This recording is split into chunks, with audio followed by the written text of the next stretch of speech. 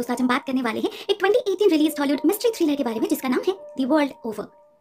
कहानी की शुरुआत होती है एक young couple Cass and Jules के साथ। वो लोग बहुत जल्द पेरेंट बनने वाले थे, तो अपने जरूरत के हिसाब से अपने पुराने अपार्टमेंट को छोड़कर एक बड़े से घर में शिफ्ट किया था उन लोगों ने। बस अभी सेटल होने में अभी भी बहुत काम बाकी था। सारी चीजें इधर उधर बिखरे पड़े थे। जूल्स को टाइम नहीं मिल रहा था और कैस इस हालत में काम करे ये उसे पसंद नहीं था। भले ही वो बिल्कुल अर्ली स्टेज में थी फिर भी, मगर अकेले घर बैठे बैठे बोर भी तो हो जाती थी कैस। जूल्स छुट्टी के दिन भी बाहर बिताना पसंद करता था, बोलकर जाता था जल्दी लौटूंगा, मगर कभी लौटता नहीं था। ऐसी एक दिन जब वो बाहर था, कैस डिसाइड करती है कि वो खुद ही चीजों को अरेंज करेगी, एटलीस्ट स्टार्ट तो करे। कुछ हद तक करती भी है, मगर उसी चक्कर में जब वो बेसमेंट में जा पहुंचती है, वहां उसके साथ एक बेहद अजीब हादसा होता है। उसे एक डब्बे के नीचे एक चाबी मिलती है, एक बहुत ही मामूली सी दिखने वाली चाबी, लेकिन उसकी हरकतें बिल्कुल भी मामूली नहीं थी। वो अपने आप ही मूव कर रही थी। कैस जितनी बार उसे उठाकर रखती है, वो चाबी खुद पे खुद अपनी डायरेक्शन चेंज कर लेती है, ऐसे कोई इनविजिबल फ्रेट उसे खींच रहा था। कैस को काफी इंटरेस्टिंग लगती है ये चीज, तो वो चाबी को लेकर ऊपर अपने घर में चली जाती है और फिर अलग अलग कमरे में जाकर उस चाबी का बिहेवियर ऑब्जर्व करती है। उसे समझ आता है वो जहां भी जाए ये चाबी पर्टिकुलरली उनका हॉलवे की तरफ ही पॉइंट आउट कर रही थी। मगर ऐसा कैसे पॉसिबल हो सकता है? बहुत सोचकर भी कैस को इसका जवाब नहीं मिलता। इतने में जूल्स वापस आ चुका था, तो कैस उसे भी इस मिस्टीरियस चाबी के बारे में बताती है और साथ में दिखाती भी है। जूल्स को लगता है ये जरूर किसी मैग्नेटिक फील्ड का कमाल होगा, ये उन्हें कंपास की तरह। मगर ये चाबी तो जिस तरफ अट्रैक्ट हो रही थी वो नॉर्थ तो नहीं था। जूल्स को ये सब ठीक नहीं लगता। वो कैसे कहता है चाबी को जहां से उठाया है वहीं पर वापस छोड़ आने के लिए, वहां उसे रखने के पीछे जरूर कोई वजह थी। इतना कहकर वो नहाने चले जाता है और इधर कैस जाती है चाबी को रखने। मगर जाते वक्त वो जैसे ही हॉलवे से गुजरने लगती है, चाबी का डायरेक्शन भी पीछे की तरफ होने लगता है। इसका एक ही मतलब था, वो चाबी एक्चुअल में हॉलवे के एंट्री पॉइंट की तरफ इशारा कर रही थी, एक स्पेसिफिक स्पॉट की तरफ। कैस को जैसे नशे से चढ़ चुकी थी, वो बिना कुछ सोचे समझे उस स्पॉट को खींचने लग जाती है। सैंड पेपर से ऊपर का पूरा लेयर ही हटा देती है वो। पता नहीं क्या चल रहा था उसके दिमाग में, किस चीज की उम्मीद लेकर बैठी थी वो, ये तो उसे खुद भी पता नहीं था। मगर कुछ देर बाद अचानक ही उस स्पॉट पे एक होल नजर आने लगता है उसे, बहुत ही छोटू सा, जिसे जूल्स को दिखाने पर वो कहता है ये तो की होल है, शायद इसी चाबी का। लेकिन उन्हें ये समझ नहीं आ रहा था चाबी तो जनरली किसी दरवाजे की होती है, ये तो बस एक फ्रेम है, तो इस चाबी से आखिर खुलेगा क्या, कोई अदृश्य दरवाजा? मजाक मजाक में ही जूल्स चाबी को घुमा देता है और फिर एक बहुत ही अजीब चीज होती है उनके साथ। अपैरेंटली कुछ भी बदला नहीं था, मगर अचानक ही कैस नोटिस करती है जूल्स के हाथ का एक हिस्सा गायब है, जो हिस्सा हॉलवे की तरफ था।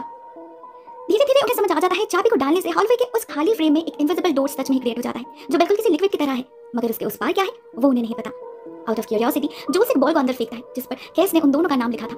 ज्यादा कुछ तो नहीं होता, बस जैसे ही वो बॉल डोरवे को क्रॉस करता है एक वेव तैयार होता है, पानी में कुछ फेंकने से जैसा होता है बिल्कुल वैसा, और फिर वो बॉल गायब हो जाता है। इस हादसे से दोनों भी काफी चौंक उठे थे, किसी को समझ नहीं आ रहा था वो बॉल आखिर गया तो गया कहाँ। और देखते ही देखते कुछ ही मिनट के अंदर वो बॉल उछलते हुए वापस भी आ जाता है और उस पर लिखा था तुम्हें हमारे नाम कैसे पता। बॉल के मूवमेंट से ये तो बिल्कुल क्लियर था कि किसी ने उसे थ्रो किया था, वो ऐसे ही अपने आप किसी चीज से टकराकर वापस नहीं आया। इससे केस बहुत ही डर जाती है और उसी वक्त चाबी को बंद कर देती है। मगर जूल्स को इसमें इंटरेस्ट आने लगा था। उसे लग रहा था ऐसा कमेंट उनके सिवा और कौन लिख सकता है, नाम तो उनका ही लिखा था, तो क्या दरवाजे के उस पार भी वो लोग ही है? इसका कोई मतलब नहीं बन रहा था, तो इस मिस्ट्री को सॉल्व करने के लिए जूल्स डिसाइड करता है कि वो खुद ही दरवाजे के उस पार जाएगा, बस 5 मिनट के लिए, चारों तरफ देख के फिर वापस आ जाएगा। मगर कैस जानती थी वो कभी अपना वादा पूरा नहीं करता, तो वो उसे जाने से मना करती है, बहुत रिक्वेस्ट करती है, मगर जूल्स नहीं मानता। वो घुस जाता है अंदर और कैस बाहर ही उसका इंतजार करने लगती है। कुछ देर बाद अचानक ही उसे फ्लोर ट्रैकिंग की आवाज सुनाई देती है, मगर कुछ दिखता नहीं, तो उसे लगता है जरूर जूल्स आ रहा होगा उस पार से। मगर कुछ सेकंड बाद भी वो नहीं आता, तो कैस उसे देखने चली जाती है। बहुत हिम्मत करके उस दरवाजे के उस पार झांकी लेती है वो और एक अजीब नजारा देखती है। उसे उस पार अपना ही एक और रूप दिखती है, एक और कैस जो उसे देखकर डर के मारे भाग जाती है। जैसे किसी का ऐसे आधा शरीर हवा में लटक रहा है, ये देखकर तो कोई भी डर जाएगा। कैस भी घबरा जाती है और झट से बाहर आकर चाबी को लॉक कर देती है, मगर फिर उसे ख्याल आता है दरवाजा बंद रहेगा तो जूल्स कैसे लौटेगा। कैस को चाबी फिर से डालना ही पड़ता है, मगर कई घंटे बीत जाने के बाद भी जूल्स नहीं लौटता। इनफैक्ट फिर कभी नहीं लौटता वो।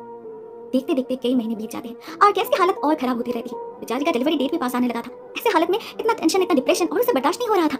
हम देखते हैं उसने चाबी भी निकाल ली थी, की होल को सील करके चाबी को फिर से बेसमेंट में रख दिया था। उसने खुद को समझा चुकी थी कि जूल्स फिर कभी नहीं लौटेगा। मन ही मन हार मान चुकी थी कैस, तो फाइनली एक रात वो सुसाइड करने की ठान लेती है। ऐसे अकेले घुट घुट कर जीने से तो यही बेहतर है।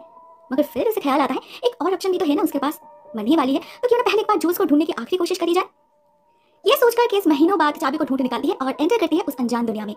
पहले उसे कुछ भी फर्क नजर नहीं आता, ये जगह तो उसके घर का ही एग्जैक्ट कॉपी था, यहाँ वो सब कुछ है जो उसके घर में था, इवन उस घर में रहने वाले लोग भी। धीरे धीरे जब वो किचन में एंटर करती है उसे वहाँ अपनी ही हमशक्ल एक दूसरे कैस नजर आती है, जिसे हम कैस वॉन बुलाएंगे। कैस उससे पूछती है जूल्स कहाँ है। उसके हाथ में चाकू देखकर कैस वॉन घबरा तो जाती है, मगर चौंकती नहीं, ऐसे अपने हमशक्ल को देखना उसके लिए बहुत ही आम बात है। जब केस उससे पूछती है जूल्स कहाँ है, वो बहुत ही कैजुअली जवाब देती है वो सॉकर प्रैक्टिस के लिए गया है। अब ये केस के लिए यकीन करना काफी मुश्किल हो रहा था, क्योंकि उसे पता है जूल्स का सॉकर बिल्कुल भी पसंद नहीं, तो ये लड़की से झूठ क्यों कह रही। इसके जवाब में एक बहुत इंटरेस्टिंग बात बताती है कैस वॉन। कहती है वो अपने जूल्स के बारे में बात कर रही है, यानी कि जूल्स वॉन के बारे में, केस के जूल्स के बारे में नहीं। वो इनविजिबल डोर असल में एक पोर्टल है पैरेलल यूनिवर्स में एंटर करने का। उस पोर्टल में एंटर करने पर हर बार अलग अलग यूनिवर्स में पहुंचा जा सकता है। ऐसे हजारों यूनिवर्स हैं और हर यूनिवर्स में जूल्स एंड कैस भी है, मगर वो बाकी यूनिवर्स के जूल्स एंड कैस से नेचुरली कंप्लीटली अलग है। देखने में भले वो लोग एक दूसरे से सिमिलर क्यों ना हो, उनकी आदतें, liking and dislikings, daily routine सब अलग है। कैस का जूल्स यहाँ नहीं है, किसी दूसरे यूनिवर्स में है वो शायद, क्योंकि उसके पोर्टल को क्रॉस करने के बाद कैस ने 2 बार दरवाजे को बंद किया था, इससे उनके आगे का यूनिवर्स बदल गया। अब अभी उसे ढूंढ पाना मुश्किल ही नहीं नामुमकिन है। जूल्स चाहे भी तो वापस नहीं आ पाएगा। इससे पहले भी ऐसे ही और भी कई सारे केस यहाँ आ चुकी है। अपने जूल्स को ढूंढने उन्हें समझाते समझाते थक चुकी है केसवान की उनकी सारी मुसीबत और कंफ्यूजन की जड़ वो की और की होल ही है। उसे सील कर देने में ही भलाई है जैसे उन्होंने किया है। इससे ना वो लोग कहीं जा सकते हैं ना कहीं गुम हो सकते हैं, मगर हाँ इससे दूसरे लोगों का आना जाना बंद नहीं होगा। जैसे अभी केस आई, केसवान उसे लौट जाने के लिए कहती है मगर ऑलरेडी बहुत लेट हो चुका था, खत्म हो चुकी थी उसकी दुनिया, उसका सब कुछ। उस दुनिया में बचा ही क्या है उसके लिए।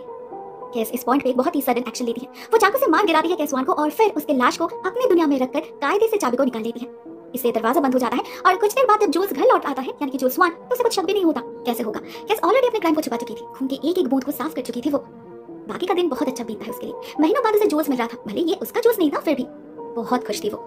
लेकिन ज्यादा देर तक उसकी ये खुशी टिकती नहीं। रात में जब वो वॉशरूम की तरफ जाने लगती है अचानक ही उसे डोरवे पे एक फिगर नजर आता है। केस समझ जाती है पोर्टल फिर से ओपन हुआ है, कोई घुसने की कोशिश कर रहा है उसकी दुनिया में। वो डर जाती है और जूल्स को बुलाती है, मगर तब तक वो पोर्टल बंद हो चुका था, नॉर्मल हो चुका था सब कुछ, इसलिए जूल्स को कुछ दिखाई नहीं देता। तो उसे लगता है कि जरूर हैलुसिनेट कर रही होगी, पर प्रेगनेंसी में ये सब होता रहता है, उसने जरूर दवाई नहीं ली होगी। उसके बाद उसे केस समझ जाती है जूल्स को कुछ नहीं पता। केसवान ने शायद कभी उसे कुछ बताया ही नहीं, तो वो भी नहीं बताती, शायद उसके ना जानने में ही भलाई है। इसके बाद जूल्स जाकर सो जाता है और केस जाती है वॉशरूम। वहां अंदर रहते वक्त अचानक ही उसे बाहर किसी की आहट सुनाई देती है, किसी के फुटस्टेप सुनाई देती है उसे, और उसे शक होता है फिर से वो पोर्टल जरूर ओपन हुआ होगा और इस बार कोई घर में घुस चुका है। तो वो बाहर निकलकर ही सबसे पहले टॉयलेट पेपर से चेक करती है वो पोर्टल ओपन है या नहीं। पेपर का दूसरा एंड विजिबल है देखकर उसे तसल्ली मिल जाती है और वो भी सोने चली जाती है। शायद सच में हैलुसिनेट कर रही होगी, मगर बेडरूम में एंटर करने के साथ साथ उसे समझ आ जाता है उसका शक सही था। उसे सामने जूल्स की लाश दिखती है जिसका किसी ने बहुत ही बेरहमी से कत्ल कर दिया था, और उसका खून भी वहीं खड़ा था जो और कोई नहीं एक और जूल्स था। शायद उसकी केस भी इस मल्टीवर्स में कहीं खो चुकी थी, उसी को ढूंढने आया था वो यहाँ पर, और केस की तरह इस वाले जूल्स को मारकर उसकी जगह लेने की कोशिश कर रहा था। वो केस को समझाने की बहुत कोशिश करता है, मगर केस सब कुछ देखकर इतना घबरा जाती है कि वो कुछ सोचे समझे बिना ही भागने लगती है। और ठीक तभी फिर से एक बार ओपन होता है वो पोर्टल, फिर से एक बार एक नए कैरेक्टर की एंट्री होती है जो एक और केस थी। देखने में बिल्कुल डिवास्टेटेड लग रही थी वो, ऐसा लग रहा था जैसे सालों से अपने जूल्स को ढूंढते ढूंढते थक चुकी है बेचारी।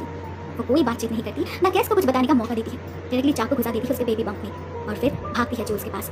इन दोनों को ही पता था ये लोग जिसे ढूंढ रहे हैं सामने वाला वो नहीं है, मगर इतने तकलीफें झेलने के बाद उनके हमशक्ल से ही खुश थे दोनों, एटलीस्ट तब तक जब तक कोई दूसरे यूनिवर्स से आकर उनकी जगह छीनने की कोशिश न करे। ऑन द अदर हैंड हम असली केस को देखते हैं। बेचारी पोर्टल को क्रॉस करके उस केस के घर में पहुंच चुकी है।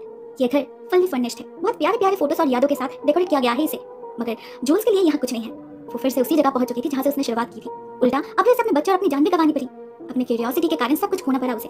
काश वो पहले जूल्स की बात मान लेती, काश चाबी को छोड़ आती बेसमेंट में, और काश जूल्स उसकी बात मानकर उस पोर्टल में कभी एंटर नहीं करता, तो ये सब कुछ होता ही नहीं, कोई कंफ्यूजन क्रिएट ही नहीं होता, ना दोनों कभी एक दूसरे से बिछड़ते।